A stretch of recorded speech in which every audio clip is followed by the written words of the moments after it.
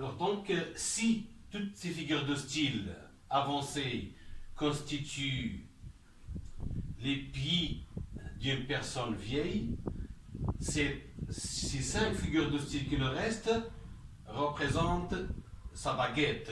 Ça veut dire qu'une personne vieille ne peut pas marcher sans utiliser le bâton, d'accord, hein? Donc, c'est pour cela, je vais commencer par la métonymie. C'est quoi la métonymie? C'est une autre figure de style qui consiste à remplacer un mot par un mot, c'est-à-dire un mot par un autre, à condition d'avoir un rapport de contenance.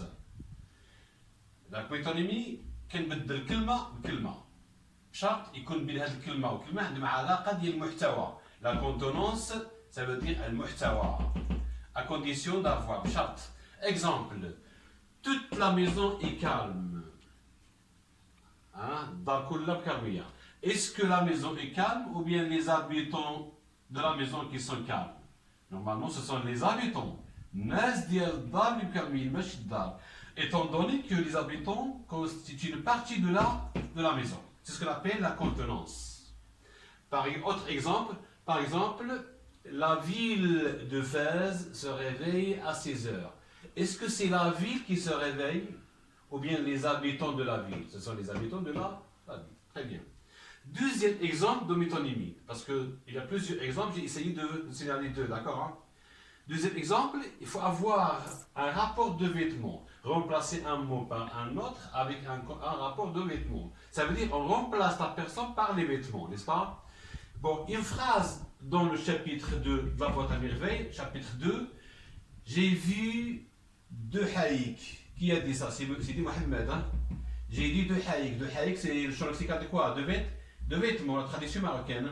Au lieu de dire j'ai vu Aïcha et Zobida. D'accord, hein? Surgissent de la foule, ou bien sortir de la foule. D'accord, hein? La foule, ça veut dire plusieurs personnes, hein? Comme le groupe. Hein? Alors voici, chers élèves, ce qu'on appelle la métonymie. Soit on remplace un mot par un mot avec un rapport de contenance, soit on remplace un mot avec un autre avec un rapport des vêtements. Maintenant, je passe à la deuxième figure de style qui est la périphrase. La périphrase, c'est remplacer un mot par une expression ou bien par une phrase. Par exemple, au lieu de dire Marrakech, on dit la ville rouge.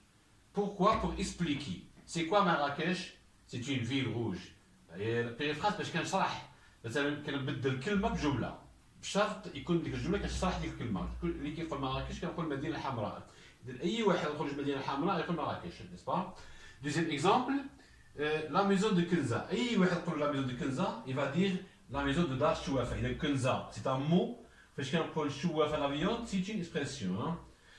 Troisième exemple, ceux qui condamnent. Alladina yahkumuna bi yahkumun. Ceux qui condamnent, c'est une phrase hein, au lieu de dire les juges. Et donc, parce qu'on les juges, c'est un mot. Kelma. Une phrase. Hein. Alors, remplacer un mot par une phrase, c'est ce qu'on appelle, pour expliquer ce qu'on appelle la périphrase. Hein. Donc, s'il vous plaît, avant de terminer, je vais vous montrer 3 figures de style qui restent. Hein. D'accord? Alors, le féminisme. Le féminisme, hein. Le féminisme, c'est une figure de style qui consiste à remplacer un mot qui choque par un autre plus allégé. Allégé, il y a hein. Alors, exemple, Antigone dort ou bien se couche avec sa mère au lieu de dire elle s'est suicidée ou bien morte. Alors فاش نقول باش نقول مثلا أنتيغون ماتت ولا انتحرت كنقول نعست مع امها. Alors نعست المعنى مخفف بأدب أحسن من mourir. Par exemple, au lieu de dire Yassine est un chômeur, chômeur c'est un terme qui choque, qui blesse. On le remplace par un autre terme, poli. On dit Yassine est un demandeur d'emploi. طالب عمل. طالب عمل هي بطالي ولكن طالب عمل مؤدبة. Deuxième figure de style, dans le même sens, toujours il y a ce qu'on appelle l'allégation. Toujours il y a la politesse, hein, ce qu'on appelle la litote. C'est la méthode qui a des tarfif, l'euphémisme. Tarfif, la méthode, tarfif. Hein. Mais dans l'euphémisme, il n'y a pas une phrase négative, une phrase affirmative. Mais qui est le pas le plus pequeño. Mais la méthode, obligatoirement, on doit avoir une phrase négative. Si on ne trouve pas la phrase négative, on ne peut pas parler de la méthode, n'est-ce pas? Alors la méthode également, c'est la politesse. On remplace un mot par un autre à condition d'avoir la négation. Lorsque je dis la négation, c'est-à-dire ne pas, ne plus, n'est-ce pas? Hein? Exemple, Antigone dit à crayon. Antigone dit à crayon. Je n'ai pas de bras. Au lieu de dire je suis fatigué. Alors, qui d'après vous, qui est le terme qui choque? Le terme qui choque. Est-ce que je suis fatigué ou bien je n'ai pas de bras? Alors, je n'ai pas de bras, c'est un terme allégé, poli, mais je suis fatigué, c'est un terme négatif. Hein? D'accord? Hein? Autre, la dernière figure de style, les questions rhétoriques. Les questions rhétoriques avec R-H-E accent. R-H-E accent. Hein? On dit des questions rhétoriques, ou bien des questions oratoires, ou bien des questions fausses. Ce sont des questions qui n'ont pas besoin de réponse. Par exemple, lorsque je te dis quel est ton nom, ou bien quel est ton niveau scolaire, tu vas me répondre, tu vas me donner la réponse. Oui, je suis en 3e année collège. Mais la question rhétorique, je n'ai pas besoin de réponse.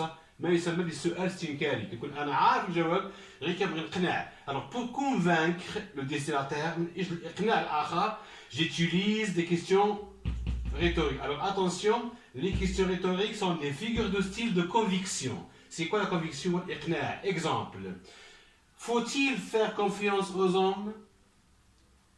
Faut-il faire confiance aux hommes? Ça veut dire il a perdu conscience, une femme qui a dit ça. Ça veut dire que cette femme a perdu confiance des hommes. C'est pourquoi ils essayaient de convaincre leurs amis ou bien leurs voisines. واحد المرأة مثلا فاش كتقول تطرح سؤال بحال هكا كتكلم مرأة مع مرأة واحدة أخرى كتقول مثلا واش كاينة الثقة في الرجال؟ وهنا واش كنتظر منها نقول لا ولا لا؟ لا غير بحال اللي كتقول لا اوتوماتيكمون أن ما كايناش الثقة. D'accord? Juste pour la convaincre. Alors les questions rhétoriques, les questions oratoires fausses, ce sont des figures de style de conviction. Les faire rechercher, c'est de convaincre. Alors, qui a dit cette phrase? Faut-il confiance aux hommes? Cela veut dire, cette figure de style, cette question rhétorique montre que cette femme, très bien, ne fait pas confiance aux hommes. Et voici une figure de style, voici une recette bien préparée. Bon courage, je vous souhaite un beau parcours scolaire.